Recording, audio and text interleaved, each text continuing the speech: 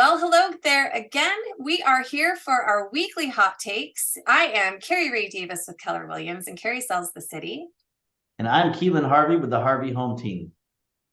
So, Keelan, I am excited to talk this week because after the last few videos that we've done, I want to make sure we're educating our buyers out there on really the fundamentals of going through the loan.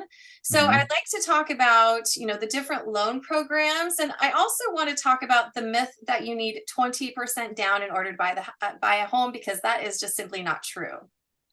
Yeah, I mean, 20% down is probably the number one thing I hear from customers. And it's really sad because they could spend their whole lives trying to save 20% down and miss out on such a huge opportunity. And I'd suggest even those that have 20% down sometimes will choose to put less down because mortgage insurance can be cheaper. And I'll get into this in a little bit more detail, but mortgage insurance is not as expensive as you think. So if you put 15% down as opposed to 20% down, 5% down is a lot of money as opposed to carrying a very small mortgage insurance. And you can actually get rid of your mortgage insurance within 24 months without refinancing. So, Okay, yeah, that's always good to tell people. absolutely. So, absolutely, you do not need 20% down to buy a home. And I think it'd be smart. Let's go into some programs about minimum down and entry levels to get in there. So, starting off with Washington State Housing Finance Commission, you can, you can only have a couple $1,000 really. They will give you well, I should say, they'll lend you 4% at a 0% interest rate to cover your closing costs. Okay. So that's kind of the entry level for anybody out there is looking to buy a home. I mean, of course, in my being a financial advisor nerd, I suggest you have some reserves, but you can get in with as little as a couple thousand down and or maybe even covering the whole thing. If you're a veteran, which I mean, amen for all of our peeps out there that served our country, well deserved. Right. 0% down. So, but everybody else, Washington State Housing Finance Commission program, it's a state funded program. They will let you have 4% down payment at no interest. So what happens at the end of that loan? Isn't that loan that you get from the state, you do have to pay that back when you sell or refinance? Isn't that correct? Absolutely. So Okay. that's the good news. And I'll go into the bad news about that program. The bad news is, I think first and foremost, it's their interest rate and not our interest rate. My interest rate is going to be lower than a Washington State Housing Finance Commission program. Chances are you will qualify for less, but it absolutely has its place. I mean, if you own a home and that's much better than renting, you're lining somebody else's pockets. If your rent's $3,000, it's $36,000 that you're losing. So by all means, it has its place. But yeah, so their interest rate, and if you refinance or you sell your house, you have to pay that money back. Okay. But your home's going to appreciate. So that's what it's built for. Your home appreciates. You can refinance, or sell your home, pay it back. You own the home and, refinance into a normal program, not Washington State Housing, and it gets you started. Right, it does get you started. And I personally, I've never worked with any of those programs before with my buyers. I've always been approved. They've always been approved of either FHA or conventional. So that's a program that I've never actually worked with. Are you seeing a lot of people using that program right now? I mean, they come from time to time. Interest rates are, of course, high, but they're definitely out there. My preference for customers, if you can, a lot of people don't realize this. The other misnomer, I should say, is most people think you need, the next level is 3.5% FHA. Okay. And yes, there is a 3.5% FHA, but a lot of people don't know that you can do a 3%, at least we have a program, a 3% first time home buyer conventional program. So the next least expensive or cost effective way to get in would be the 3% conventional Okay. actually. And what are the differences between FHA and conventional? Let's explain that to people, because I want to make sure we're really getting the nuts and the bolts of like how this works for people. Because Mhm. a lot of the time when I'm working with buyers, they have zero idea how this works. And that's one reason why I like directing them to you, because you're so good at educating people. So what are the differences between the FHA and the conventional? Well, I'll make it as simple as possible. FHA again has its place, but it's meant for people with less than stellar credit. So if your credit score, just make it as simple as possible, just 700 or below, it gets on kind of a which makes more sense and is cost effective there. But if your credit score is around there, a lot of times it makes sense to do FHA. The reason being is because they give you a break when it comes to your credit, meaning that if you tried to do a conventional loan with a lower credit score, your interest rate would be very high. Okay. Another thing, speaking of, that people don't realize is mortgage insurance is also based on compensating factors, your credit score, your income, debt to income ratio, the same things as that your rates are established from. So your mortgage insurance will be very high as well. So if you compare them apples to apples, FHA makes sense. And what FHA does is they give you a break. So you're going to have a better interest rate than you would compared to conventionals. They give you a break with the understanding that that it's a sponsored program, government sponsored program. And then they also give you a break on the mortgage insurance. It's a flat, and actually reduced this last year to 0.55. It used to be 0.8%. So you have a flat mortgage insurance, which is also cheaper. So, the reality is once you get into that area, credit score, 95%, 99% of the time, it's going to make sense to go FHA.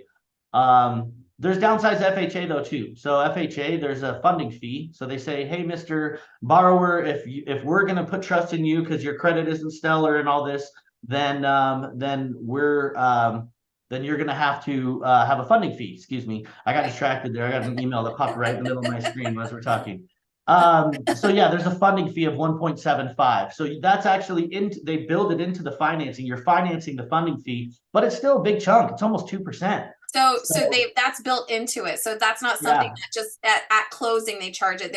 They're charging you that over the life of your loan. Is that correct? Yeah, they just throw 1.75% that you're borrowing right in there. I mean, as the funding fee. So yeah, but again, not to completely bash it, it's got its place though, right? Because it gets you into a home and your credit gets better. You can always refinance into a conventional loan later. The other thing I don't like about it is the mortgage insurance sticks. So you have to refinance to get out of the mortgage insurance on an FHA loan. It used to be 11 years, but now you have to really refinance to get rid of the mortgage insurance. I didn't know that it was 11 years before. I had no idea. Wow. Yeah, back in the day, yeah. So, but yeah, and especially in this market, where people are going to be refinancing in a couple of years, but the reality is nobody likes mortgage insurance. And if you didn't have to refinance conventional loans, you can get rid of mortgage insurance once you show that you have more than 20% equity in your home. And it automatically drops off.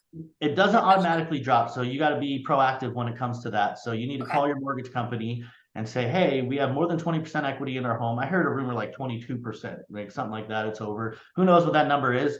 But hey, mortgage company, I have more than 20% equity in my home. I would like to get rid of my mortgage insurance, and they will drop it off. Okay. That's good for people. This is good for people, but if you don't refinance, they require you to carry it for 24 months. So 2 years you have to hold on to it for if you don't refinance. Okay. But once you hit that 24th month, and especially with what appreciation has done last year, you should be completely fine getting rid of mortgage insurance. You just call them and they drop it. So this would be an example, like if people only maybe put 15% down on their conventional mortgage, and so they only had to make up that 5% of equity, essentially. Absolutely, yeah. They would have to wait for 24 months, or if it had been over 24 months that it had taken them to gain that equity, then they could just call their mortgage lender and say, hey, we've got this much equity. We want to remove the private mortgage insurance, the PMI.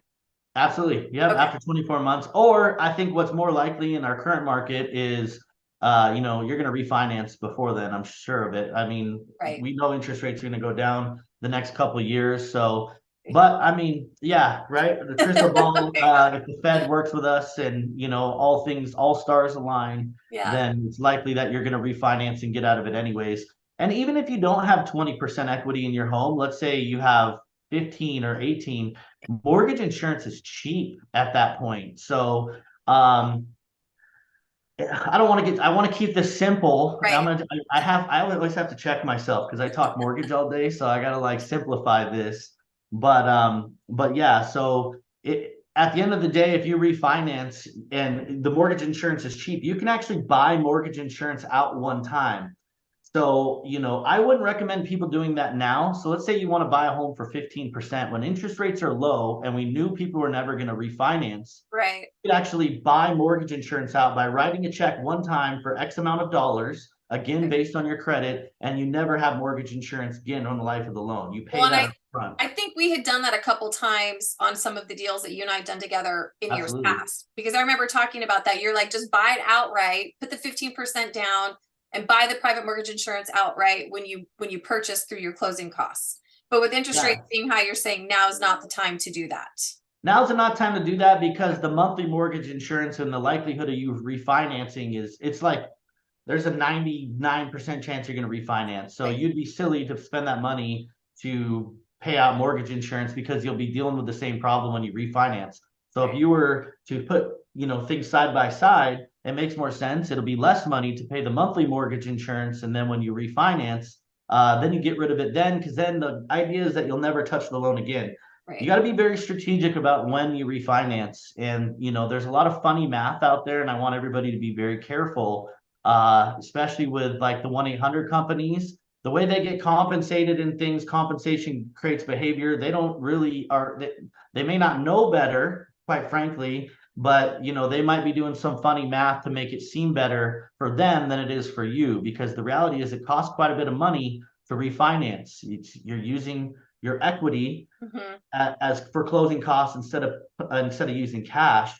But it's if you're saving $100 a month, it really might not make sense because you're starting your loan over and then you're putting yourself backwards. So it's really makes sense to talk to an expert like myself that looks at the data and the figures. We look at your break even point, we look at where you're at, and my relationship really starts with my customers after we close their transaction. I'm not thinking 30 days, I'm thinking 30 years and proactively managing that. So be careful, people, is my point. Don't fall for the, $100 sounds great. You might be going backwards and not good in your overall picture. Right. And so I want to go back to the benefits of conventional, because I don't want us to not go ahead and talk about that. So the benefits of conventional over FHA. Let's talk about what those details look like really quick. Absolutely. So 3% down, that's fantastic. Like I said, you can get rid of the mortgage insurance. You don't have a funding fee. And quite frankly, if you have good credit, stellar credit, really it starts making sense. Above 720, start looking at conventional. Okay. That's where it pretty much wins almost every time. As you get to 750, 760 credit scores, now you're getting to the top tier. And once you get into those top tiers, mortgage insurance is significantly cheaper with a conventional loan, most likely than FHA most of the time. So, the cost of mortgage insurance is cheaper. You can get rid of that mortgage insurance in 2 years without refinancing. It's just the place that we'd all like to be. Right. And that's the goal eventually. And if that's not you right now, if you can even get into a home, I'm telling you, your home's going to appreciate, and your rate of return on real estate, even in this market, is significant. So don't let that hold you back. Well, and that's the thing, is if people want to buy a home, there are ways to do it. And it's such a liberating experience when you buy your own home. And having the opportunity, like whether you have to do FHA or conventional, it's whatever works best for you. And that's why I think it's so important to talk to a lender in the beginning. And I know, I meet a lot of my buyers, and they haven't talked to a lender yet. They're just getting themselves started. So I obviously always direct them to you, Keelan, to start out with. And part of that conversation is you need to understand like what you're qualified for. And a lot of the times it's very technical, and it's if it's outside your wheelhouse, it can get very complicated. And that's the reason why Keelan and I are doing this once a week, to be able to give you access to information and break down things for you. But whether you're FHA or VA or conventional and you want to get into a home, there are ways to do it. And I think it's, knowing what you are equipped to be able to do from the very beginning.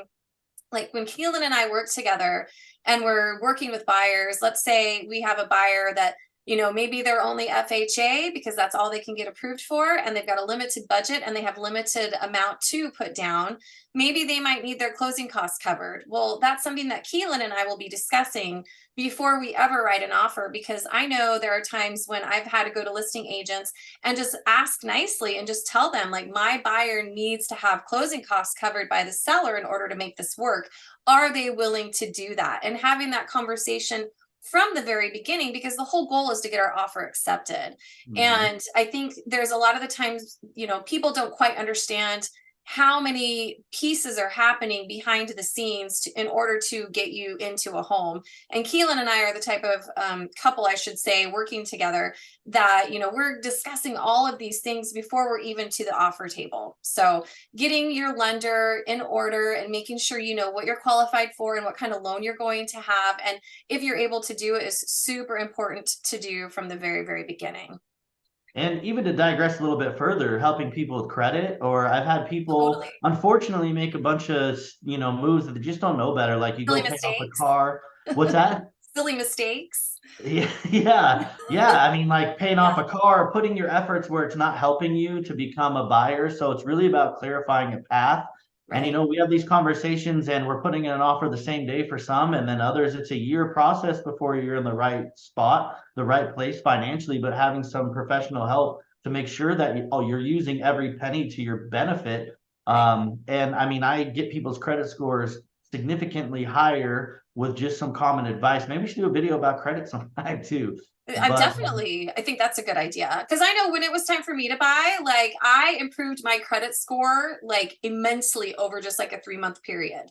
Because I had yeah, been paying my credit cards off every month, but I've been using the money and then paying them off. Well, I realized after talking with you and you giving me some advice, Keelan, I had to, transform the way I was using those cards. And that made a huge difference for me. So even if you're not quite ready to buy yet, having these conversations are super important, because if you are looking months out or a year out, Keelan can help you with a roadmap to help you understand, what you should be doing and shouldn't be doing with your finances to make sure that when you are ready to buy, that you have the best financial profile possible. yeah. I mean, my whole goal is to build a custom mortgage solution for you. And I'll tell you, there's similar ones, but it seems like almost every scenario with every person's different. So it's Right. really about taking an expert side and looking at all the details, all the facts and the data, looking at your goals. And then I build these around your preferences. So one of the things I like to ask is, where are we comfortable in monthly payment? What's our max monthly payment? Well, we don't want our payment to be any higher than there. We don't want you guys to be house broke. That's the last thing we want. Or what does it look like for our down payment? And then from that point, it's pretty simple. It's pretty cut and dry on which program would be best. We don't get compensated on rate or program. I have no interest but to provide you the best possible mortgage solution. So, we just need to know your goals and your in the details and your situation, and just put it all together and come up with a plan specific to you and make the dream come true of homeownership. Because once you do, it's life changing. I mean, I know after I bought my first home, my life changed because I had all this equity now and I can make big kid moves or adult Right. moves. You know what I mean? Like, You're like we made it now, and it's just, right. once you tip, it's hard to get there. I'm not going to lie. So everybody that owns a home, pat yourself on the back. It's not easy to make that purchase, to get to that place, but we're here to help you to do that. And once you do, I promise you, your life will never be the same. You're going to be wealthier, for sure. That's the reason I do this. It's about creating wealth, for people and helping people just in general. So that's why we're here. So use us, Right. we're a free resource. Ask Um, questions. Right. yeah, ask questions. Well, and that's something I want to add really quick as you're saying this, and I'm listening, because a lot of the times people will be like, "Well, what's happening with rates?" And granted, we're all watching. We know they're climbing. Hopefully, they're going to come. They're changing. They're always in flux. But when I'm Yeah. talking to a new buyer and I say you really need to speak with a lender, it's really true, because it is such a personalized thing. I mean, it really depends on your credit score and your income and your assets, and there's all of these things that are looked at. And so not everybody is the same. It's not cookie cutter. It's very, very tailored to the person. So that's one thing No, I wanted to add. and you might not be getting the best advice, to be honest, Right. and timing's important. The thing with everybody staring at rates right now, but what everybody's not staring at is homes, the loss of appreciation, you paying down the home. I did a scenario the other day, 700,000 purchase price, 20% down, just to tread water to keep up with appreciation at a 6%, average appreciation. It would be $3,500 a month that's getting away from you. Now, if you're waiting for a 1% lower rate, that'd be $200 to $400 a month, or $2,400 to $4,800 for the year. And the cost of waiting on that same scenario for 1 year was $55,000 just in appreciation and amortization. So you're focusing on $5,000 while you're losing $55,000 by waiting. Right. And then that doesn't even get into rent. Like if you have rent, $3,000 a month, let's call it, that's $36,000 more per year that you're losing. Right. So guys, the enemy is not rates. We have strategies to get you into a home. The enemy is the cost of waiting and time. As this appreciation gets away from you, it's significantly leverage appreciation. And so you don't sit and wait. Get the facts and the data. Don't listen to the media. Listen to the experts and find out the actual real picture so you and your family can make a good decision. Right. And there are some good deals to be had on homes right now. Like I've been doing some really beautiful opens and seeing some really beautiful homes that they're coming down in price because, I mean, if a home sits on the market, it's going to come down in price. I mean, that's just going to be logic because people are trying to sell. And there's an opportunity to get into some really, really nice homes. And if you get in now and then you wait, you sit on it for 2 to 5 years, you are going to be very, very happy later. So. Well, you just gave me an idea, Kari. Our next video, we should do strategies on having a lower monthly payment so you can afford to get into a house. Maybe that should be our next video. I want to talk about some of the strategies I'm using right now with my customers to make that happen. I love that. Well, and I want to encourage everybody that's watching, if you got to this point of the video, thank you for watching, but also comment below and ask us questions. Like, let us know if you've got any sort of question you want to talk about, or reach out to Keelan and I directly. My phone number is 206-330-6985. And mine is 206-321-4941. So I think that's good for now, Keelan. I want to make sure we keep these digestible and short, but I love this, our weekly chats of hot takes with Keelan and Kari, and I look forward to seeing everybody next week. See ya.